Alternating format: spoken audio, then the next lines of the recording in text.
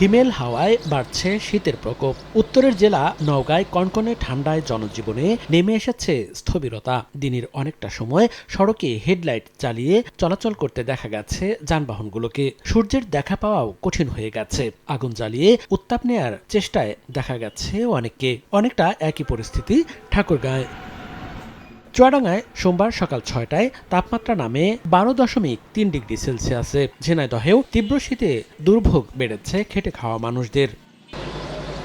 ঘন কুয়াশার কারণে মানিকগঞ্জের পাটুরিয়া, দৌলতদিয়া ও আরিচা কাজিরহাট নৌ রুটে রোববার সকাল ১০টা থেকে ১২টা পর্যন্ত বন্ধ থাকে ফেরি চলাচল। এতে ভোগান্তিতে পড়তে হয় পারাপারের অপেক্ষায় থাকা যানবাহনের যাত্রী ও চালকদের। খুব ঠান্ডা আর কি। এই কালকে তো শুরু হয়েছে প্রচুর ঠান্ডা এবং সূর্য ওঠে 11টায়। কুয়াশায় রাস্তায় যখন আসছি কিছুই দেখতে পাচ্ছি না বাইকে।